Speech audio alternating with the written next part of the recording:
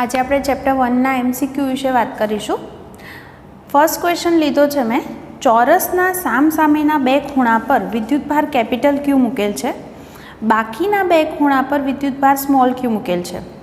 જો capital Q પર લાગતું બળ શૂન્ય હોય તો capital Q by small q ગુણોત્તર કેટલો હશે? આપણને આવી રીતે ઓપ્શન આપી દીધા છે। ઓપ્શન એ છે -1/√2, તમને q upon q શોધવાનો કીધો છે। ઓપ્શન બી છે -2√2, સી છે -1 અને ડી છે 1।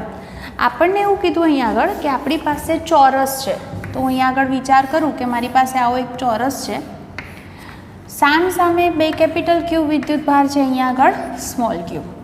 તમને કીધું છે કે આ એક વિદ્યુતભાર પર લાગતું કુલ બળ શૂન્ય છે। આ બળ શૂન્ય ક્યારે થાય? તો હું આ બધાના નામ આપી દઉં, A, B, C, D આવા નામ આપું તો આપણે વિચારીએ તો આ બંને પોતે ધન છે, તો આને કારણે આના પર લાગતું બળ જે હોય એ બળ કઈ રીતે હશે? તો આ રીતે હશે। એવી રીતે આ વિદ્યુતભારને લીધે લાગતું બળ આ બાજુ થાય, તો આને લીધે લાગતું બળ આ બાજુ થાય, તો આ રીતે બધા બળ લાગતા હશે। તો અહીંયા આગળ તો એને કારણે આ બધાનું જે પરિણામી છે એટલું બળ આ બાજુ લાગતું હશે તો જ આના પર લાગતું પરિણામી બળ શૂન્ય થઈ શકે। તો હવે હું આનો વિચાર કરું કે અહીંયા આગળ જે છે બળ કઈ રીતે લાગે છે, તો તમે આકૃતિ પરથી સમજી શકો કે આ બાજુ જે બળ લાગે છે તો અહીંયા આગળ ડી પર સી વડે લાગતું બળ આ બાજુ છે, એવી રીતે ડી પર બી વડે લાગતું બળ આ બાજુ છે, અને આ જે બળ છે કયું છે? તો ડી પર એ વડે લાગતું બળ, અને આ બધાનું પરિણામી છે એ પરિણામી 0 હોવું જોઈએ। હવે હું એને લખું આ રીતે કે FDC plus FDA plus FDB બરાબર શું હશે? 0। હવે આ જે બળ છે એ બળ જે લાગે છે આના પરનું પરિણામી 0 થાય છે, એનો અર્થ એવો થયો કે અહીંયા આગળ બળ જે છે એના હું પહેલાં ઘટકોની વાત કરી દઉં તો એના ઘટકો કઈ રીતે લખી શકીએ? આપણે આ જે દિશા છે અને આપણે x દિશા તરીકે લઈએ તો અહીંયા આગળ જે છે આ ત્રણેય માટે કઈ રીતે લખી શકાય? તો આ બળ તો આ જ દિશામાં છે, બરાબર, તો એને તો આપણે સીધું લખી શકીએ કે પછી બંને વચ્ચે લાગતું બળ D અને C પર કોણ છે? આ D પર Q છે અને C પર સ્મોલ q છે, તો શું થાય? Q અપોન, ધારો કે હું ચોરસની બધી બાજુનું માપ r લઈ લઉં તો આટલું માપ જે છે એ √2r થાય, તો અહીંયા આગળ અપોન બળ જે છે એ r² થાય। ચલો પ્લસ ડી અને એ, એટલે આ જે બળ છે તો અહીંયા આગળ પરિણામી બળ આમ લાગે છે, તો ખૂણો જે છે અહીંયા આગળ 45 ડિગ્રી ખૂણો બનાવે, તો એક્સ અક્ષ સાથે એનો ખૂણો 45 છે એટલે એનો ઘટક છે એ cos 45 થાય। તો અહીંયા આગળ શું લખાય? કે હવે જુઓ ડી ઉપર કેપિટલ Q વીજભાર છે, એ પર પણ કેપિટલ Q છે, એટલે કે q² અપોન અંતર જે છે એ અંતર શું થાય? આ અંતર √2r છે, એટલે અહીંયા લખશું √2r² અને ખૂણો શું બન્યો? 45 પ્લસ ત્રીજું ડી અને બી, તો ડી અને બી એટલે આની આપણે વાત કરીએ તો એ જે બળ છે એ કેટલું થાય? તો સૂત્ર શું થશે? કે small q into capital Q upon બંને વચ્ચેનું અંતર r છે તો r², એટલે કે q અપોન r², અને થીટાની આપણે વાત કરીએ તો એક્સ અક્ષ સાથે શું ખૂણો બને છે? 90, તો લખશું cos 90 અને બરાબર શું છે પાછા? 0। જો અહીંયા આગળ હું બધાની કિંમત મૂકું, cos 90 તો 0 જ છે એટલે આ પદ તો 0 જ થઈ ગયું।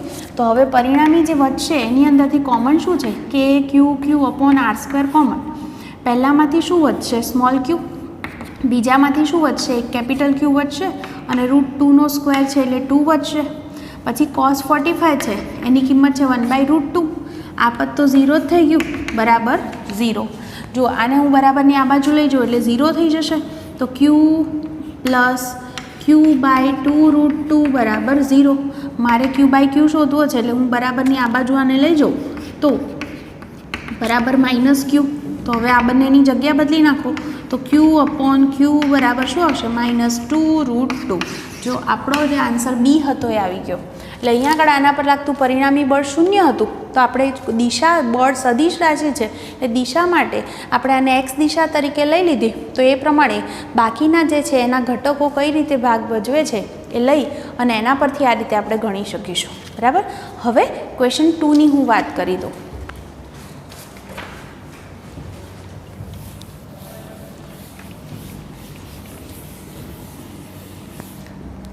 ક્વેશ્ચન 2 આપણને કંઈક આવો કીધો છે, -q અને +q/2 વિદ્યુતભારો અનુક્રમે ઉગમ બિંદુ A00 પર અને A00 પર મૂકેલ છે, તો x અક્ષ પર કયા બિંદુએ વિદ્યુત ક્ષેત્ર શૂન્ય થશે? એટલે આપણે યામાક્ષ પદ્ધતિ કહીએ, આને x અક્ષ કહું, આને y અક્ષને અહીંયા z અક્ષ. તો અહીંયા આગળ ઉગમ બિંદુ છે એટલે એને આમ 0 0 0 થાય, ત્યાં -q વિદ્યુતભાર છે. પછી અહીંયા આગળ બીજો એક વિદ્યુતભાર છે, એ છે q/2, બરાબર. એ ક્યાં મૂક્યો છે? A00 પર. એનો અર્થ થાય કે આટલું અંતર છે એ થયું. તમને કીધું છે કે x અક્ષ પર કયા બિંદુએ વિદ્યુત ક્ષેત્ર શૂન્ય થશે, તો આપણને નથી ખબર, તો આપણે ધારી લઈએ કે અહીંથી કોઈક x અંતર છે, ત્યાં x અંતરે વિદ્યુત ક્ષેત્ર શૂન્ય છે. તો આ બિંદુ આગળ વિદ્યુત ક્ષેત્ર શૂન્ય ક્યારે થાય? તો શું કહી શકાય? આના વડે જેટલું વિદ્યુત ક્ષેત્ર છે એટલું જ આના વડે હોવું જોઈએ, પણ દિશા કેવી હશે? પરસ્પર વિરુદ્ધ. એટલે એવું બોલાય કે પહેલાં -q વડે જેટલું વિદ્યુત ક્ષેત્ર છે એટલું જ +q વડે છે, અને બંનેની દિશા પરસ્પર વિરુદ્ધ છે. એટલે જો વિરુદ્ધ છે એટલે મેં આવું લખ્યું હોત તો બરાબર 0, એટલે એમના મૂલ્ય વચ્ચેનો સંબંધ તો એવો જ થાય ને, E1 ને E2 સરખા હોવા જોઈએ. અને નિશાની છે તો દિશા બતાવવા માટે છે. તો અહીંયા આગળ હું લખું તો વિદ્યુત ક્ષેત્રનું સૂત્ર શું? kq/r². તો અહીંયા આગળ હું કિંમત મૂકું તો આના વડે શું વિદ્યુત ક્ષેત્ર મળે? -q વડે. તો kq, તમે યાદ રાખો કે માઇનસ નથી લખવાના, કારણ માઇનસ નિશાની તો દિશા બતાવવા માટે છે કે આનું વિદ્યુત ક્ષેત્ર છે p માટે આ બાજુ થશે, બરાબર. E1 આ બાજુ થાય અને આનું વિદ્યુત ક્ષેત્ર છે એ આ બાજુ થાય. એટલે પરસ્પર દિશા બતાવવા માટે આપણે નિશાનીનો ઉપયોગ ઓલરેડી કરી દીધો છે. તો -q થી p સુધીનું અંતર છે x, એટલે x² લખશું, બરાબર કે બીજો વિદ્યુતભાર છે q/2, અને એનું જે અંતર છે આખું x છે અને આટલું a છે, એટલે બાકીનું આટલું અંતર શું થાય? તો x - a² લખાય. k અને q તો કેન્સલ જ થશે. આને હું અહીંયા લઈ જાઉં તો x - a² બરાબર અહીંયા x²/2 આવ્યા. 2 ને પણ આપણે અહીંયા લઈ જઈએ અને વર્ગમૂળ લઈ લઈએ તો √2 × x - a = x, બરાબર. આટલું થશે. મને અહીંયા આગળ x શોધવાનો કીધો છે, તો હું શું કરીશ? અહીંયા √2x, આ x આ બાજુ આવશે, બરાબર. આ √2a આ બાજુ જશે. સાદરૂપ આવડે આટલું તમને. તો હું અહીંયા આગળ xને સૂત્રનો કરતા કરું, અહીંયા √2 - 1 વધશે, બરાબર √2a. તો xને સૂત્રનો કરતા કરીએ તો √2 - 1 છેદમાં જશે, એટલે આપણો જવાબ થશે √2a/√2 - 1. તો આપણને અંતર મળી ગયું. કહેવાનો અર્થ અહીંયા એ જ સમજવાનું હતું કે વિદ્યુત ક્ષેત્ર જે છે શૂન્ય ક્યારે થાય? જ્યારે બંને કેવા હોય? મૂલ્ય સરખા અને દિશા પરસ્પર વિરુદ્ધ. એટલે કે જ્યારે તમે આમાં કિંમત મૂકો છો મૂલ્યની, ત્યારે ક્યુની કિંમત +- એટલે માઇનસને ધ્યાનમાં નથી લેવાના, માઇનસ નથી મૂકવાના, કારણ આપણે એ વસ્તુનો અહીંયા ઉપયોગ કરી લીધો છે માટે. તો આ હતો આપણો સેકન્ડ MCQ. થર્ડની પણ વાત કરી દઉં. ક્વેશ્ચન 3 આવો કીધો છે, R, 2R અને 3R ત્રિજ્યા ધરાવતી 3 ધાતુની ગોળાકાર સંકેન્દ્રિત કવચો પર અનુક્રમે Q1, Q2 અને Q3 વિદ્યુતભાર, એટલે આમ 3 કવચ હોય તો એક પર Q1, બીજા પર Q2 અને Q3 વિદ્યુતભાર છે. દરેક કવચની બહારની સપાટી પર વિદ્યુતભારની ઘનતા એટલે સિગ્મા સમાન છે. તો તમને કહે છે Q1 જેમ Q2 જેમ Q3 ગુણોત્તર શોધો. આપણને ઓપ્શન આવા આપ્યા છે, 1:2:3, 1:3:5, 1:4:9 અને 1:8:18. જુઓ, પહેલાં તો કોઈ પણ જે હશે આવી કવચ, તો કવચની સપાટી પર વિદ્યુતભાર શોધવો હોય તો Q = સિગ્મા × a. એટલે 4πr², આવું સૂત્ર થાય. પહેલાં હું પહેલા કવચ માટે વાત કરું તો જુઓ, આ કવચનો બધો વિદ્યુતભાર છે એ Q1 જેટલો છે. તો એના સંદર્ભમાં મારે લખવું હોય તો એની જે ત્રિજ્યા છે એ R કીધી છે.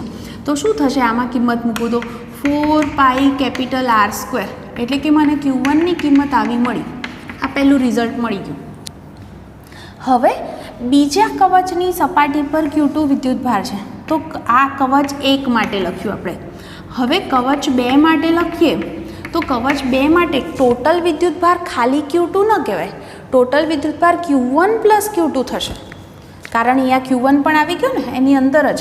તો ટોટલ વિદ્યુતભાર શું છે? તો Q1 + Q2 બરાબર. આ સૂત્ર મુજબ શું લખશું? સિગ્મા ઇન્ટુ 4πr², અને એની જે ત્રિજ્યા છે એ 2r જેટલી છે. આ વસ્તુ ખાસ નોંધવા જેવી છે. તો એનો અર્થ એવો થયો કે 16π સિગ્મા r², આવો જવાબ મળ્યો. આ Q1 + Q2 બરાબર મળ્યો.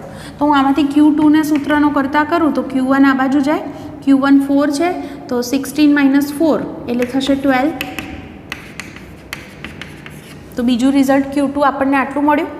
ત્રીજી વાત કરીએ, કવચ 3 માટે લખું તો કવચ 3 માટે જુઓ તો અહીંયા Q3, પણ અહીંયા અંદર પણ આટલો પણ વીજભાર છે. એ ટોટલ વિદ્યુતભાર શું કહી શકાય? એની સપાટી પર આવે એટલે ટોટલ વિદ્યુતભાર શું થશે? Q1 + Q2 + Q3, આટલો ટોટલ વીજભાર છે Q એટલે બરાબર સિગ્મા ઇન્ટુ શું થશે? 4πr². r છે એની ત્રિજ્યા 3r, એનો સ્ક્વેર કરો એટલે 36 થયા. 36π સિગ્મા r². આ Q1 + Q2 + Q3 બરાબર છે. હવે જુઓ Q1 + Q2 બરાબર 16π સિગ્મા r² હતા. તો આમાંથી હું 16 માઇનસ કરી દઉં તો મને માત્ર Q3 મળે કે નહીં? 16 માઇનસ કરો એટલે તમારો આન્સર શું આવશે? 20π સિગ્મા r². તો જુઓ આપણને Q1, Q2 અને Q3 મળી ગયા છે. હવે હું આ ત્રણેયનો ગુણોત્તર લઈ લઉં તો Q1 જેમ Q2 જેમ Q3 કરો તો શું થાય? Q1 શું હતા? 4π સિગ્મા r². Q2 હતા 16π સિગ્મા r², અને Q3 હતા 20π સિગ્મા r². ગુણોત્તર લો, 4 વડે ભાગી દો. 4π સિગ્મા r² વડે બધાને ભાગી દો તો પહેલામાં 1 વધે, બીજામાં 4 વધે અને ત્રીજામાં 5 વધે.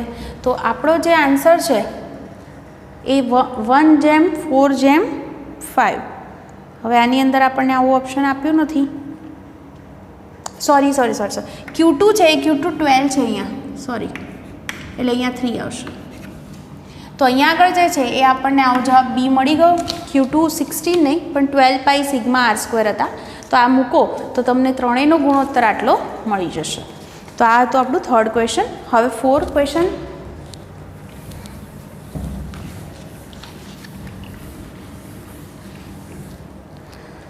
ક્વેશ્ચન 4 કીધું છે કેપિટલ R ત્રિજ્યાના નિયમિત વિદ્યુતભાર વિતરણ ધરાવતી પાતળી ગોળાકાર કવચના એકમ ક્ષેત્રફળ દીઠ વિદ્યુતભારની પૃષ્ઠ ઘનતા સિગ્મા છે.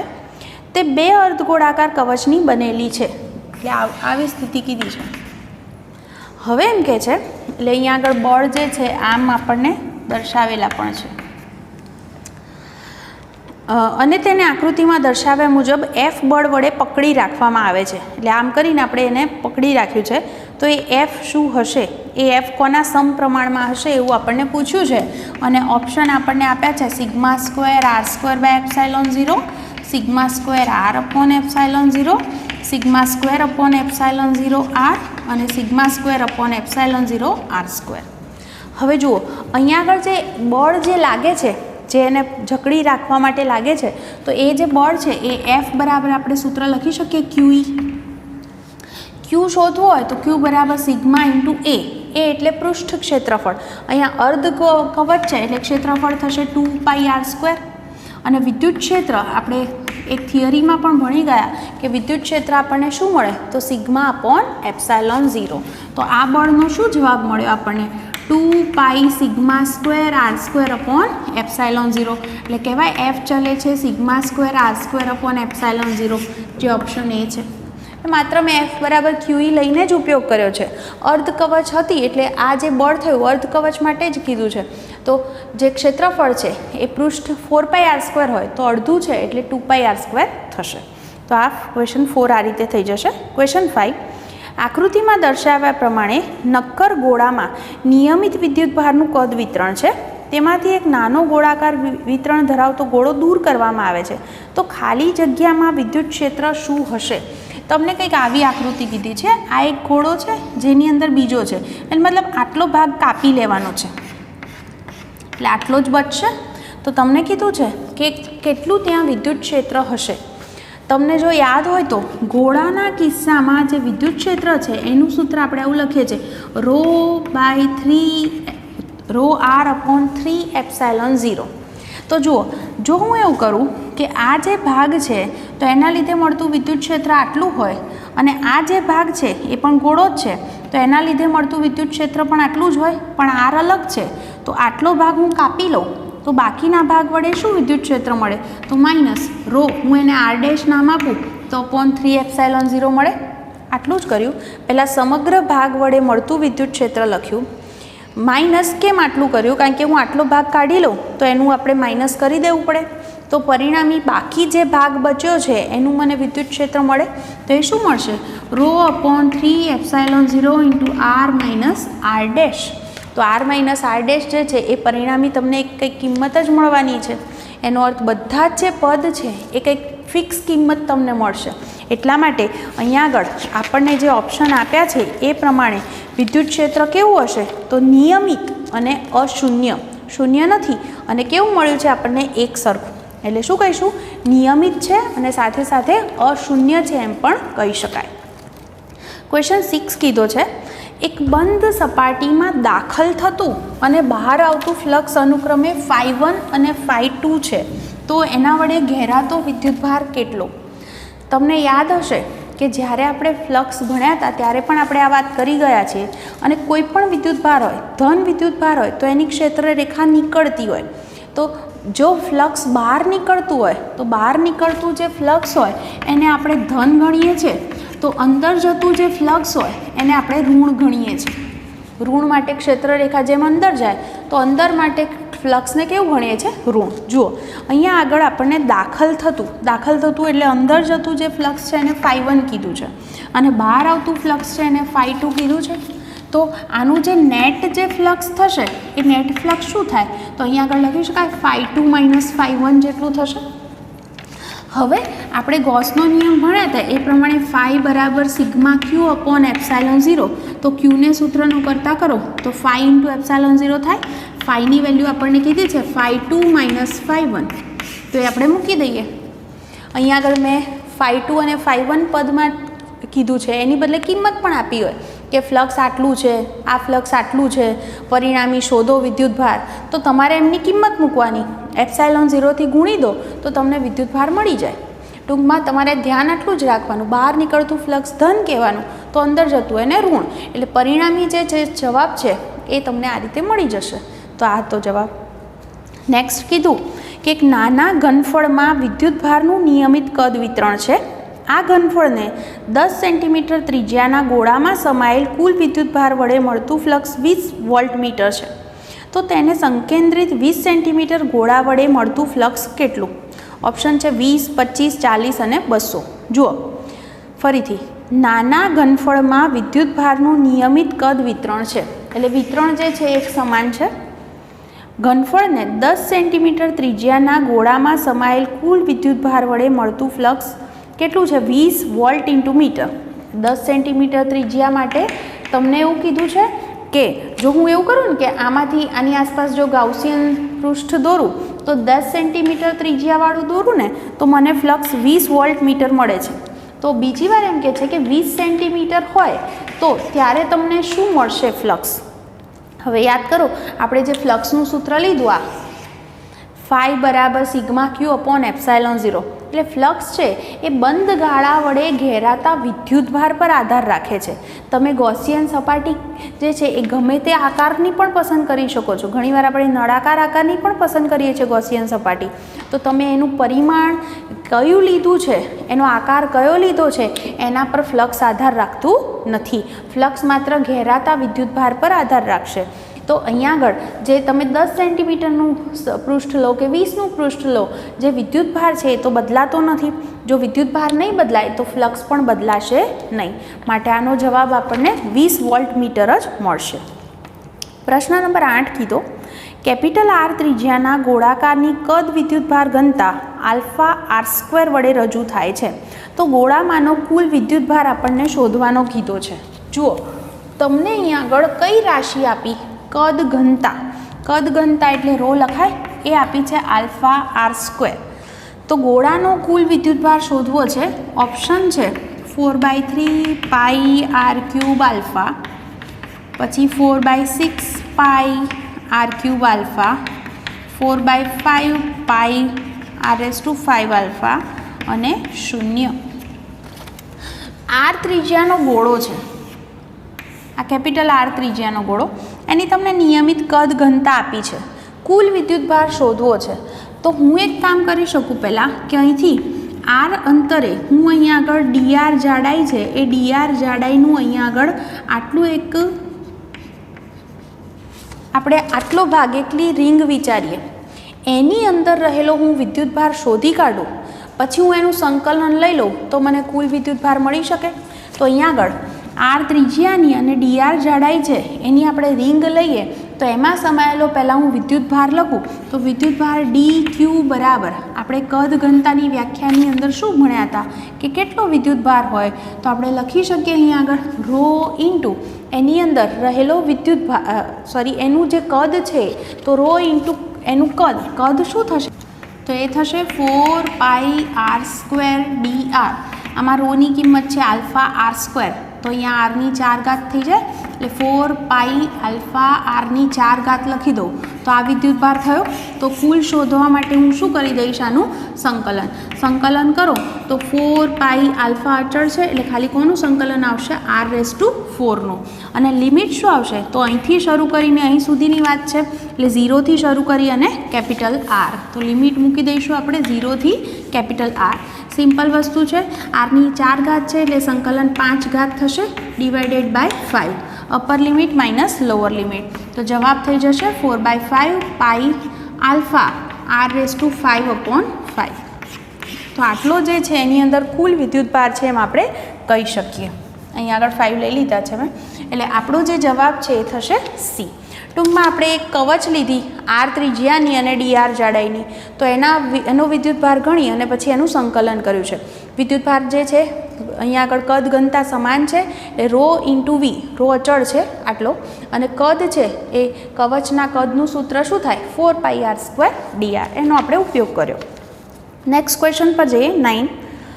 m અને 2m દળ ધરાવતા બે વિદ્યુતભારિત કણ પરનો વિદ્યુતભાર અનુક્રમે +2q અને q છે.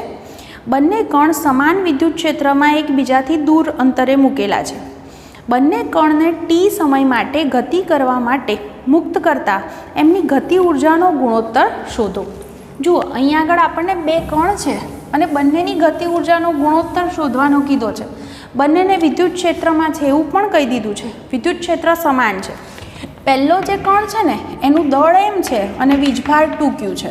બીજો છે એનું દળ 2m છે અને એનો જે વીજભાર છે એ +q છે. આટલી આપણને માહિતી આપી છે. ઊંધેથી વિચારો, ગતિ ઉર્જા એટલે 1/2 mv². ગતિ ઉર્જા માટે વેગ જોઈશે, વેગ v બરાબર v0 + at. મુક્ત પતન છે એટલે v0 તો 0 થઈ ગયો, પણ પ્રવેગ શોધવો પડશે. પ્રવેગ શોધવો હોય તો f બરાબર ma, એટલે પ્રવેગ શોધવા f શોધવો પડશે, અને f બરાબર આપણી પાસે શું સૂત્ર છે qe. તો બંનેનો વિદ્યુતભાર તો ખબર છે, દળ પણ ખબર છે, તો બંનેનો પ્રવેગ મળે. તો જુઓ કણ 1 માટે લખીએ તો એનો પ્રવેગ શું થાય, તો પ્રવેગ એને હું a1 નામ આપું તો f1/m1, આ જે છે દળ m1 આ m2. ચલો f1 f બરાબર qe થાય, q એટલે શું લખશો વિદ્યુતભાર 2q અને વિદ્યુત ક્ષેત્ર e, દળ શું છે એનું m, તો એનો પ્રવેગ મળી ગયો. તો માટે એનો જે વેગ છે v0 + at, v0 બરાબર તો 0 છે, a1t લખાય, a1 એટલે 2qe/m બરાબર. માટે એની ગતિ ઉર્જા શું મળશે, ગતિ ઉર્જા એટલે 1/2 mv². તો અહીંયા આગળ જુઓ 1/2 m વેગ છે આ મૂકવાનો કેટલો 2qe/m × t². તો આપણો જવાબ શું થશે, જુઓ અહીંયા આગળ છે 1 2 કેન્સલ થશે પણ 1 2 તો વધવાના છે, 2q²e²t² અપોન 1 m કેન્સલ થાય પણ 1 m વધે. તો પહેલાંની ગતિ ઉર્જા આટલી મળી. ખ્યાલ આવ્યો છે શું કર્યું, પ્રવેગ શોધ્યો, પછી એના પરથી વેગ શોધ્યો અને એને ગતિ ઉર્જામાં મૂકી દીધો. એ જ રીતે કણ 2 માટે પણ આપણે વાત કરીએ તો કણ 2 માટે ચલો આ જ રીતે હું એનો પ્રવેગ લખું તો શું લખશું f2/m2, બળ f બરાબર qe, વિદ્યુતભાર એનો q જ છે એટલે qe લખવાનું, અને દળ શું છે 2m છે, આ ખાસ ધ્યાનમાં રાખજો. તો એનો વેગ શું થશે a2 × t. તો અહીંયા આગળ QE/2m આ વેગ થયો. હવે ગતિ ઉર્જા શોધું. ગતિ ઉર્જા એટલે 1/2 m2v2², બરાબર. તો અહીંયા આગળ m2 એટલે કેટલું દળ છે 2m, અને v2² એટલે આનો સ્ક્વેર કરીને જ લખું તો q²e²t²/4m². સાદુરૂપ આપીએ 2 અને 2 કેન્સલ, શું વધશે 1 m કેન્સલ, q²e²t²/4 વધ્યા 4m. આ k2 મળ્યો. k1 અને k2 મળ્યા છે તો k1/k2 કરીએ તો શું થાય જુઓ, q²e²t² ને m બંનેમાં કોમન છે, કેન્સલ જ થાય એટલે k1 2 છે, બરાબર. અને k2 છે એ છેદમાં 1/4 છે એટલે ઉપર જશે એટલે ગુણોત્તર શું આવશે 8/1. આપણી પાસે જે ઓપ્શન બી છે એ આવો જ છે. તો આ રીતે તમે એમની ગતિ ઉર્જાનો ગુણોત્તર શોધી શકો છો. હવે પ્રશ્ન 10.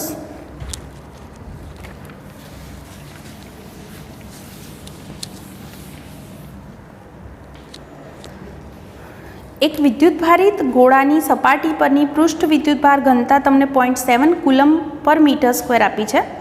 જ્યારે એની સપાટી પર 0.44 કુલમ વિદ્યુતભાર વધારવામાં આવે છે ત્યારે એની પૃષ્ઠ ઘનતા 0.14 કુલમ/મીટર² વધે છે. તો આ ગોળાની ત્રિજ્યા કેટલી હશે? જુઓ, પહેલી વખત એમ કીધું છે કે એની પૃષ્ઠ ઘનતા શું છે 0.7 કુલમ/મીટર². ત્યારે આપણે એવું કહીએ કે એનો જે વિદ્યુતભાર છે એને હું Q1 નામ આપી દઉં. તો સિગ્મા બરાબર સૂત્ર શું છે Q/A એટલે Q1/4πr² લખાય. ચલો, હવે બીજી વખતે શું કહે છે 44 કુલમ વિદ્યુતભાર વધારો છો તો હવે પૃષ્ઠ ઘનતા 0.14 જેટલી વધે છે એટલે સિગ્મા 2 કેટલી થઈ ગઈ 0.7 તો હતી પ્લસ એમાં 0.14નો વધારો થયો, બરાબર. આટલી નવી થઈ અને વિદ્યુતભારમાં તમે કેટલો વધારો કર્યો છે 0.44 જેટલો, બરાબર. હવે અહીંયા આગળથી તમે જુઓ, જો આ બંનેનો હું ગુણોત્તર લઈ લઉં તો ગુણોત્તર શું થશે 0.7/0.21, બરાબર. અહીંયા આગળ 4πr² કેન્સલ જ થવાના છે એટલે શું વધે Q/Q + 0.44. તમે એનું સિમ્પલ સાદુરૂપ આપી અને Q શોધી શકો. તો એ Q તમને મળી જશે અને એ Qની કિંમત હું આ સમીકરણમાં મૂકી દઉં તો અહીંયા આગળ આ વેલ્યુ પરથી મને R મળી જશે. તો Rને સૂત્રનો કરતા કરો તો તમારો જે આન્સર છે લગભગ તમને 0.5 મીટર જેટલો મળશે. સિમ્પલ સાદુરૂપ છે, આપી દેશો જવાબ મળી જશે. નેક્સ્ટ ક્વેશ્ચનની અંદર આપણને આવું કીધું છે કે આપણને આવી રીતે જે પ્લેટ્સ છે આવી રીતે દર્શાવી છે. આની પૃષ્ઠ ઘનતા માઇનસ છે, આની પણ માઇનસ છે, આની પ્લસ છે. અહીંયા આગળ આને આપણે એક્સ અક્ષ કીધી છે, આ છે ઝેડ અક્ષ. આ ઝેડ બરાબર 3a છે, આ ઝેડ બરાબર a અને આ ઝેડ બરાબર -a. અહીંયા આગળ P બિંદુ છે. તમને કીધું છે 3 અનંત વિસ્તારવાળા સમતલ છે એમાં મૂક્યું છે અને P બિંદુએ વિદ્યુત ક્ષેત્ર શોધો. હવે પહેલાં અહીંયા આટલું વિચારવાનું છે કે વિદ્યુત ક્ષેત્રની દિશા ધનથી ઋણ હોય તો જુઓ, આ પ્લેટને લીધે જે વિદ્યુત ક્ષેત્ર મળે તો એની દિશા ધનથી ઋણ એટલે આ બાજુ હોય, બંને બાજુ વિચારું તો. પણ અહીંયા P તરફ કહું તો એની દિશા નીચે તરફ છે, નીચે તરફ એટલે ઋણ ઝેડ દિશા થઈ. તો P પાસે જે પરિણામી મળવાનું છે એ પરિણામી વિદ્યુત ક્ષેત્ર શું થાય પ્લેટને લીધે મળે સિગ્મા/ આપણે જાણીએ છીએ એ પ્રમાણે 2ε0 અને એની દિશા થઈ -k². ચલો, આ પ્લેટને લીધે કહીએ તો એ પ્લેટને લીધે પણ વિદ્યુત ક્ષેત્ર આ ઋણ છે એની ઘનતા પૃષ્ઠ ઘનતા, તો વિદ્યુત ક્ષેત્ર આ દિશામાં હોય તો એનું વિદ્યુત ક્ષેત્ર પણ આ દિશામાં છે, આનું પણ વિદ્યુત ક્ષેત્ર આ જ દિશામાં થાય, ઋણ છે માટે. તો અહીંયા આગળ શું કહી શકાય પરિણામી શું થશે તો ત્રણેય જે છે આની પૃષ્ઠ ઘનતા -2 સિગ્મા છે તો -2 સિગ્મા મૂકું /ε0 અને અહીંયા આગળ જે છે એની દિશા -k².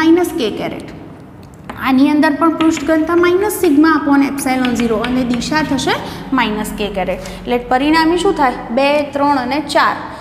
તો અને અહીંયા આગળ જે છે 2 લસા લઈ લઈએ તો આ રીતે આપણને પરિણામી જવાબ મળી જશે.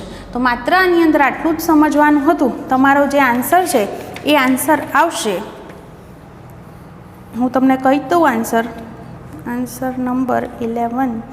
हाँ, તમારો જે આન્સર છે એ આન્સર આવશે -2 સિગ્મા અપોન એપ્સાઇલોન 0. એક અહીંયા આગળ ભૂલ કરી આપણે, સિગ્મા અપોન 2 એપ્સાઇલોન 0 સૂત્ર છે એટલે આ 2 તો કેન્સલ થશે અને પરિણામી આના પરથી તમે જવાબ શોધી શકો છો. તો તમારો આન્સર આ રીતે મળી જશે. હું ફરીથી કહી દઉં એક વખત કે અહીંયા આગળ જે દિશા છે એ દિશા બધાની નીચે તરફ એટલે -k કેરેટ જ છે. સમતલ વડે મળતા વિદ્યુત ક્ષેત્રનું સૂત્ર છે સિગ્મા અપોન 2 એપ્સાઇલોન 0. મેં એ જ લખ્યું છે. સિગ્માની કિંમત અહીંયા પ્લસ સિગ્મા છે તો પ્લસ મૂકી, બીજામાં -2 સિગ્મા છે એ મૂકી અને ત્રીજામાં માઇનસ સિગ્મા છે એ મૂકી, એટલે આ રીતે આપણને પરિણામી જવાબ મળી જશે. આ આપણો ક્વેશ્ચન નંબર 11. હવે ક્વેશ્ચન નંબર 12ની વાત કરું. એવું કે છે પારાના r ત્રિજ્યાના 64 નાના બુંદ પરનો વિદ્યુત ભાર સ્મોલ q છે. તેઓ એકબીજામાં ભળી જાય અને મોટું બુંદ બનાવે છે. દરેક નાના બુંદ પરની વિદ્યુતભારની પૃષ્ઠ ઘનતા અને મોટા બુંદની વિદ્યુતભાર ઘનતાનો ગુણોત્તર શોધો. જુઓ, વિદ્યુતભાર ઘનતાનું સૂત્ર શું? Q/A. એ એટલે 4πr² થાય. તો અહીંયા આગળ આની અંદરથી વસ્તુ આટલી જ સમજવાની છે કે અહીંયા આગળ જો બુંદ ભેગા થશે તો QA બદલાશે અને RA બદલાશે. આપણે એમ કહીએ કે પહેલાં નાના બુંદ માટે જે છે એ વિદ્યુતભાર Q જ લખું અને જે ત્રિજ્યા છે એને સ્મોલ r કરું તો આ નાના બુંદનું જે છે એ પૃષ્ઠ ઘનતા આટલી હોય. હવે એવું થાય કે જ્યારે મોટું બુંદ બનશે ત્યારે મોટા બુંદનું કદ શું થાય? તો આવા કેટલા બુંદ ભેગા કર્યા છે આપણે અહીંયા આગળ? 64 બુંદ ભેગા થાય છે એટલે 64 નાના બુંદનું કદ ભેગું થાય ત્યારે મોટા બુંદનું કદ બને. મોટા બુંદનું કદ એટલે 4/3πr³ અને નાનાનું એટલે 4/3π સ્મોલ r³ કહેવાય. આ કેન્સલ થઈ જાય, ક્યુબ રૂટ લો તો 4r મળ્યો એટલે ત્રિજ્યા 4 ગણી થઈ. અને વીજભાર શું થાય? તો 64 બુંદ ભેગા થયા છે એટલે 64q જેટલો. તો એની પૃષ્ઠ ઘનતા શું થાય મોટાની? સૂત્ર મુજબ Q/4πr². ક્યુની વેલ્યુ છે 64q અને કેપિટલ આરની વેલ્યુ છે 4r, એનો સ્ક્વેર છે. તો અહીંયા આગળ જો આ બધું કેન્સલ થશે એટલે પરિણામી શું વધશે? Q/πr². હવે શું કહે છે? આ બંનેનો ગુણોત્તર લો તો આ બંનેની અંદર Q/πr² કેન્સલ થાય એટલે ગુણોત્તર શું આવે? 1/4. તો આ જવાબ મળશે આ રીતે. પછીનો ક્વેશ્ચન કહે છે એ બાજુવાળા ઘનના એક શિરોબિંદુ પર બિંદુવત વિદ્યુતભાર સ્મોલ q હોય તો ઘનમાંથી પસાર થતું ફ્લક્સ કેટલું? જુઓ, આવા જે ક્વેશ્ચન છે ને એમાં ખાસ સમજવાનું કે તમને આવી રીતે ઘન કીધો છે, એના એક શિરોબિંદુ પર q વિદ્યુતભાર છે, ઘનના 8 શિરોબિંદુ હોય. હવે આ જે છે ને એ એક આખી સમમિતિ ધરાવતી આકૃતિ ન કહેવાય કારણ કે અહીંયા આગળ વિદ્યુતભાર છે એક છેડે. તો તમારે શું વિચારવાનું? આની આજુબાજુ બીજા આવા ઘન ગોઠવી દો જેથી કરીને આ કેન્દ્ર પર આવી જાય. તો એ રીતે સમમિતિ પરથી તમે વિચારો તો અહીંયા આગળ પરિણામી આ જે વિદ્યુતભાર છે એ વિદ્યુતભાર કઈ રીતે થશે એનું એવું બોલાય કે 8 શિરોબિંદુ છે તો 8મો ભાગ એના ભાગમાં આવશે. તો એટલા માટે એની સાથે સંકળાયેલું ફ્લક્સ શું લખી શકો તમે? Q/8ε0. જો એની બાજુ પર અહીંયા વિદ્યુતભાર કહેતો તો સમઘનની બાજુ 6 તો Q/6ε0 તમે લખી શકો. તો આ રીતે જે છે એ આપણે એને દર્શાવી શકીએ. તમને આવા જ ક્વેશ્ચન ઘણા બધા હોઈ શકે. મેં અહીંયા આગળ પછી ક્વેશ્ચન 15 પણ આપ્યો છે. એની અંદર મેં આવું કીધું છે કે આવો અર્ધગોળો છે અને એની અંદર અહીંયા આગળ આવો અર્ધગોળો છે, નીચે અહીંયા Q વિદ્યુતભાર મૂક્યો છે. તો એની વક્ર સપાટી સાથે સંકળાયેલું ફ્લક્સ શોધો. તો જુઓ, તમે એને આખો ગોળો વિચાર્યો હોત તો એના કેન્દ્ર પર આવી જાત. તો આવી સમમિતિ ધરાવતી હોય આકૃતિ ત્યારે આપણે ગોસના નિયમનો ઉપયોગ કરીએ છીએ અને એની સાથે સંકળાયેલું ફ્લક્સ ફાઈ બરાબર આવું લખીએ છીએ σQ/ε0.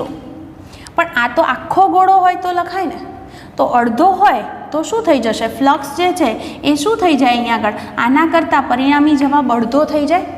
નવું ફ્લક્સ શું થઈ જાય? આના કરતાં અડધું એટલે φ'=φ/2 કહેવાય. તો જવાબ શું આવે? Q/2ε0. એટલે ક્વેશ્ચન 15 મેં મૂક્યો તો એની અંદર અર્ધગોળા સાથે સંકળાયેલ ફ્લક્સ કીધું તો અહીંયા આગળ જવાબ થશે Q/2ε0. અહીંયા વિદ્યુતભાર હોય જ નહીં તો વિદ્યુતભાર જ નથી, Q0 તો ફ્લક્સ 0. તમને ઘણીવાર આવો અર્ધ નળાકાર પણ આપશે આમ અને અહીંયા આગળ Q વિદ્યુતભાર છે. આવું મેં ક્વેશ્ચન 16 પણ મૂક્યો છે. જેથી પ્રેક્ટિસ થાય તમને. તો એના પૃષ્ઠમાંથી બહાર આવતું ફ્લક્સ પૂછે તો શું થશે? આખો નળાકાર હોય તો બંધ આકૃતિ થઈ ગઈ, તો એના માટે ફ્લક્સનું સૂત્ર આ થાય. પણ અડધું જ છે એટલે શું થઈ જશે? ફ્લક્સ અડધું થઈ જશે એટલે જવાબ આ જ આવશે, Q/2ε0. તો આ રીતે તમને જવાબ મળશે. એક વચ્ચે ક્વેશ્ચન 14 બાકી છે, આપણે એ પહેલાં વાત કરી લો. ક્વેશ્ચન 14ની કહે છે L લંબાઈના સમબાજુ ત્રિકોણ. તમને સમબાજુ ત્રિકોણ કીધો છે જેની લંબાઈ છે L, શિરોબિંદુ છે ABC, એના પર કેવા વિદ્યુતભાર મૂક્યા છે? Q અને -2Q.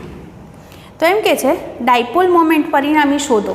જુઓ અહીંયા આગળ જે છે આ -2Q છે એટલે હું એને -Q અને -Q બે છે એવું ગણી શકું. તો અહીંયા આગળ આમ એક -Q અને બીજો +Q, તો એની એક ડાયપોલ બને જેની ડાયપોલ મોમેન્ટ ઋણથી ધન આ બાજુ હોય. બીજી ડાયપોલ એ જ રીતે -Q અને +Qથી એની ડાયપોલ મોમેન્ટ આ બાજુ થાય. તો બંનેનું પરિણામી શોધવું હોય, બે વચ્ચેનો સમબાજુ ત્રિકોણ છે એટલે ખૂણો 60. તો પરિણામી ડાયપોલ મોમેન્ટ કઈ રીતે શોધાય? તો √ આવું લખાય, P1² + P2² + 2P1P2 cos θ. θ 60 છે. તો જુઓ કિંમત મૂકીએ. ડાયપોલ મોમેન્ટનું સૂત્ર શું? Q × 2a. તો વિદ્યુતભાર છે Q અને અંતર જે છે એ L છે, તો Q × L એનો સ્ક્વેર થશે. બીજામાં પણ Q × L એનો સ્ક્વેર થશે. ત્રીજામાં 2, પછી Q × L એટલે Q × Lનો સ્ક્વેર જ લખી દઉં. અને cos 60ની વેલ્યુ 1/2, 2 અને 2 કેન્સલ. તો વર્ગમૂળમાં કેટલી વખતે છે આ પદ? 3 વખત. તો √3QL જવાબ થાય તમારો. તો આ રીતે જે છે એ તમને પરિણામી જે છે એ ડાયપોલ મોમેન્ટ મળી શકે. હવે પ્રશ્ન નંબર 17. 17મું ક્વેશ્ચન. એક નિયમિત વિદ્યુત ક્ષેત્રમાં R ત્રિજ્યા, કેપિટલ R ત્રિજ્યા અને L લંબાઈના નળાકારને તેની અક્ષ વિદ્યુત ક્ષેત્રને સમાંતર રહે એવી રીતે ગોઠવી છે. એટલે આપણને એવું કીધું આ રીતે વિદ્યુત ક્ષેત્ર હોય તો આની અંદર આપણને આ રીતે નળાકાર ગોઠવેલો છે. તો એમ કે છે નળાકારની સપાટીમાંથી બહાર આવતું ફ્લક્સ શોધો. તો અહીંયા આગળ જે છે ક્ષેત્રફળ સદિશ આ રીતે આપણે દર્શાવી શકીએ. આ બાજુ A, B અને C છે. ફ્લક્સ ફાઈ બરાબર આપણે ભણ્યા છે EDA cos θ. આવું સૂત્ર થાય. તો જુઓ પહેલાં હું 3 આ બાજુ A, પછી B અને આનું નામ C આપું, ત્રણેય સાથે સંકળાયેલું ફ્લક્સ શોધું અને સરવાળો કરું તો મને કુલ ફ્લક્સ મળી શકે. પહેલાં એ બાજુ સાથે સંકળાયેલું ફ્લક્સ લખીએ તો સૂત્ર મુજબ શું થાય? E × ક્ષેત્રફળ હું A લખું અને θ જુઓ વિદ્યુત ક્ષેત્ર આ બાજુ છે, ક્ષેત્રફળ સદિશ આ બાજુ છે એટલે θ થાય 180 અને cos πની વેલ્યુ છે -1 એટલે આ ફ્લક્સ મને -EA મળ્યું. B સાથે સંકળાયેલું ફ્લક્સ શોધીએ તો EA cos θ. જુઓ E પણ આ બાજુ, ક્ષેત્રફળ સદિશ પણ આ બાજુ એટલે 0 ખૂણો થાય, cos 0 1. તો ફ્લક્સ મળશે આપણને EA. C સાથે સંકળાયેલું ફ્લક્સ શોધીએ તો θની વાત કરું. જો ક્ષેત્રફળ સદિશ આ બાજુ, વિદ્યુત ક્ષેત્ર આ બાજુ, θ છે 90 અને cos 90 0. તો કુલ ફ્લક્સ એટલે આ ત્રણેયનો સરવાળો થાય. સરવાળો કરો જવાબ શું આવશે? 0. તો આની સાથે સંકળાયેલું કુલ ફ્લક્સ 0 છે એમ કહેવાય. સિમ્પલ છે. પ્રશ્ન 18. 25 સેન્ટીમીટર બાય 15 સેન્ટીમીટર બાજુ ધરાવતી લંબચોરસ ફ્રેમ છે, એને 2 × 10⁴ ન્યૂટન પર કુલમના સમાન વિદ્યુત ક્ષેત્રમાં લંબ રૂપે રાખેલી છે. જો આ ફ્રેમને એક વર્તુળાકાર ફ્રેમમાં ફેરવવામાં આવે તો ફ્લક્સ કેટલું થશે? જુઓ પહેલાં તો લંબચોરસ ફ્રેમ કીધી છે તમને. તો લંબચોરસ ફ્રેમ કેટલા બાય કેટલાની છે? 25 સેન્ટીમીટર બાય 15 સેન્ટીમીટર બાજુ છે એની, બરાબર. તો આખી જો હું લંબચોરસ ફ્રેમ કહું, આ એક એની લંબાઈ થઈ અને એક પહોળાઈ થઈ, તો આખી જે ટોટલ જે લંબાઈ છે એ લંબચોરસ ફ્રેમની જે લંબાઈ છે એ લંબાઈ શું મળશે? તો ડબલ થાય. આ એક બાજુ થઈ ને એટલે 2 × 25 × 15 એટલે લગભગ તમને 80 સેન્ટીમીટર જવાબ મળશે. હવે શું કહે છે કે એને આટલા વિદ્યુત ક્ષેત્રમાં મૂકી છે, હવે એને વર્તુળાકાર વાળી દો છો. તો એનો મતલબ એમ થયો કે આ લંબાઈ આટલી હતી, હવે વર્તુળ જેટલી લંબાઈ થાય. વર્તુળ એટલે એનો પરિઘ, પરિઘ જે હોય એ 2πr થાય. એટલે કે હું એમાંથી વર્તુળની ત્રિજ્યા શોધું તો L/2π થઈ, એટલે કે 80/2π એટલે 40/π સેન્ટીમીટર. આટલું ત્રિજ્યાવાળું વર્તુળ બન્યું. એની સાથે સંકળાયેલું ફ્લક્સ શોધવું છે. હવે ફ્લક્સ શોધવું હોય ફાઈ બરાબર EDA cos થીટા. વર્તુળ માટે થીટા 0 જ થશે. તો અહીંયા આગળ જે છે એ તમને એમાં લંબરૂપે મૂકી છે એટલા માટે. તો અહીંયા આગળ આમ તમે આમ લંબરૂપે મૂકો, બરાબર. એટલે આ રીતે વિદ્યુત ક્ષેત્ર હોય, તમે એને લંબરૂપે મૂકો આમ, તો એનું જે ક્ષેત્રફળ સદિશ આ જ દિશામાં થાય. તો E અને ક્ષેત્રફળ સદિશ એક જ દિશામાં થાય એટલે થીટા 0 અને cos 0 1. વિદ્યુત ક્ષેત્ર છે એ તમને અહીંયા આગળ કહી દીધું છે 2 × 10⁴ મૂકી દો. અને ક્ષેત્રફળ ત્રિજ્યા આપી છે તો વર્તુળનું ક્ષેત્રફળ તમને સૂત્ર આવડે જ છે, તો એ મૂકી દો. તો એના પરથી તમને પરિણામી જે ફ્લક્સ છે એ મળી જશે. મૂકી દો πr² અને cos 0 1. તો અહીંયા આગળ જે છે તમે કિંમત મૂકી દો. પાઈ જે છે પાઈ લખીએ, r² એટલે આનો સ્ક્વેર કરીને લખું એટલે 40/π². તમારો જે જવાબ છે એ લગભગ 1019.1 ન્યૂટન મીટર સ્ક્વેર પર કુલમ આવશે. તો આ રીતે ફ્લક્સ શોધી શકાય. ક્વેશ્ચન 19. એક વિદ્યુત દ્વિધ્રુવીને સ્થિર ડાયપોલ મોમેન્ટ P છે જે x અક્ષ સાથે થીટા ખૂણો બનાવે છે. એટલે તમને જે કીધું કે દ્વિધ્રુવી છે અને એની ડાયપોલ મોમેન્ટ P કેવી છે કે x અક્ષ સાથે થીટા ખૂણો બનાવે છે.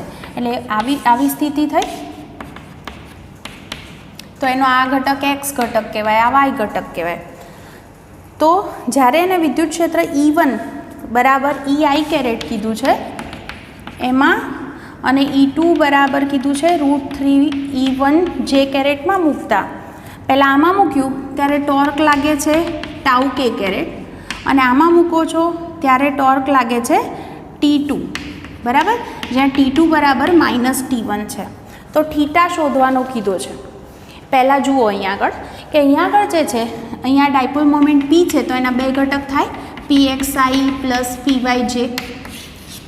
હવે તમે ટોર્કનું સૂત્ર જાણો છો. પહેલાં ટોર્ક T1 કહું તો τ આવું સૂત્ર ભણ્યા છે P × E. તો અહીંયા P એટલે PXI + PYJ ક્રોસ E1 ની વેલ્યુ છે EI કેરેટ. તમે જાણો છો I × I 0 એટલે માત્ર આ બે પદનો જ ગુણાકાર થાય, અને J × I એટલે -k. એટલે આનો જવાબ મને શું મળશે? -PYEJ caret. તો મને T1 આવો મળ્યો. હવે હું T2 ની વાત કરું એ જ રીતે. તો T2 બરાબર શું સૂત્ર થાય? P × E2. P શું છે? PXI + PYJ ક્રોસ E2 ની વેલ્યુ શું છે? √3 E1J કેરેટ. જુઓ, જેનો જે સાથે ગુણાકાર 0 એટલે ખાલી આનો આઈનો જે સાથે ગુણાકાર થાય એ થશે k કેરેટ. તો T2 બરાબર શું આવશે?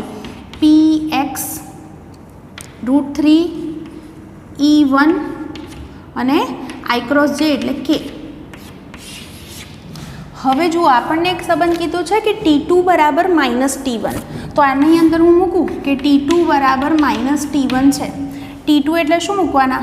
√3 PX E1 k કેરેટ બરાબર -T1 શું છે આપણે શોધી ચૂક્યા છે? -PYEJ caret. તો જુઓ માઇનસ પ્લસ થઈ જશે, E1 કેન્સલ થઈ જશે. તો પરિણામી આપણને શું મળશે? હું અહીંયા આગળ ગુણોત્તર લખું તો PY/PX લખું, PY/PX તો બરાબર √3 આવ્યા. PY/PX એટલે y આમ ભાગ્યા x આમ. તો તમને આ જે પદ છે એને તમે tan થીટા કહી શકો. તો tan થીટા બરાબર √3. તો થીટા શું હોય? 60 ડિગ્રી. તો તમને આ રીતે થીટા મળી શકે. કંઈ નથી કર્યું, ટોર્ક શોધ્યું છે બંને, અને બે વચ્ચે સંબંધ આપ્યો તો એની અંદર આપણે કિંમત મૂકી દીધી છે. ક્વેશ્ચન નંબર 20 છે, જેની અંદર આપણને એવું કીધું કે નિયમિત રીતે વિદ્યુત ભારિત કરેલા ગોળામાં વિદ્યુત ભારની જે ઘનતા છે એ ઘનતા R સુધી બદલાય છે, જેમાં બરાબર સૂત્ર આપ્યું છે ρ0 π/4 -R/R. તમને જે છે એમ કીધું છે કે R R અંતર માટે વિદ્યુત ક્ષેત્ર શોધવાનું કીધું છે, મતલબ ગોળાની અંદર વિદ્યુત ક્ષેત્ર શોધો આવું કહે છે. જો વિદ્યુત ક્ષેત્ર શોધવું હોય તો સૂત્ર KQ/R² છે. તો પહેલાં Q શોધવો પડે. Q શોધવા માટે ગોળાની અંદર હું એવું કરું કે અહીંથી R અંતરે કે હું કવચ વિચારું આટલી, dr જાડાઈની અને r ત્રિજ્યાની કવચ લઈએ, જેની અંદર કેટલો વિદ્યુતભાર હોય? તો વિદ્યુતભાર એટલે કદ ઘનતા પરથી લખે છે ρ × dv. તો આનું જે કદ છે એ રિંગ છે, કવચ છે, તો કવચના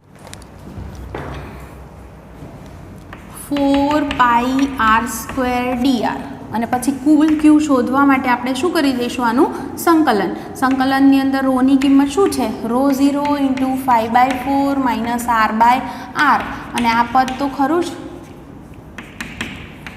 તો આનું આપણે શું કરવાનું છે હવે? સંકલન. જ્યારે સંકલન કરશો તો સંકલન ક્યાંથી ક્યાં સુધી છે? 0 થી r સુધી. અંદરનું r અંતરે શોધવાનું કીધું છે, સ્મોલ r અંતરે માટે. પછી શું કરશું આપણે? અહીંયા આગળ જુઓ 4π અને ρ0 અચળ છે, એને હું સંકલનની બહાર લઈ લઉં, સીધું જ સંકલન કરીશ. r² અંદર ગુણી દો તો પહેલું પદ છે 5/4 સાથે r² ગુણાયેલા હોય તો ઘાત 1 વધી જશે, માઇનસ અહીંયા આગળ પણ r² ગુણાશે એટલે શું થઈ જશે? r³ અને એની એક ઘાત વધારો એટલે r4/4. બરાબર. તો આ રીતે એનું સાદુરૂપ આપતા આવડશે, upper limit minus lower limit. તો એ તો આનું આ જ રહેશે. હવે વિદ્યુત ક્ષેત્ર શોધવા કયું સૂત્ર? તો kq/r². તો તમે અહીંયા આગળ ક્યુની આ કિંમત મૂકી દો, કે જાણો છો, કેની જગ્યાએ 1/4πε0 મૂકી દેવા. ક્યુ એટલે 4πρ0/r² તો છે જ, અંદર આ પદ છે જેમાંથી હું r³ કોમન કાઢી લઈશ તો શું વધશે? 5/12. 4 પણ કોમન નીકળી જશે, જુઓ. તો 4ને પણ હું કોમન કાઢી લઉં છું તો નીચે શું વધશે? 3. પછી માઇનસ અહીંયા આગળ એક સ્મોલ r વધશે, નીચે કેપિટલ R તો ખરો જ. બરાબર. તો અહીંયા આગળ એક r² કેન્સલ થઈ જશે, 4π પણ કેન્સલ થઈ જશે, બાકી વધ્યો એ તમારો જવાબ. તો આ રીતે તમે સોલ્વ કરી શકો. બીજા પણ આવા કેટલાક MCQ પ્રેક્ટિસ કરજો તો તમને વધારે ખ્યાલ આવશે.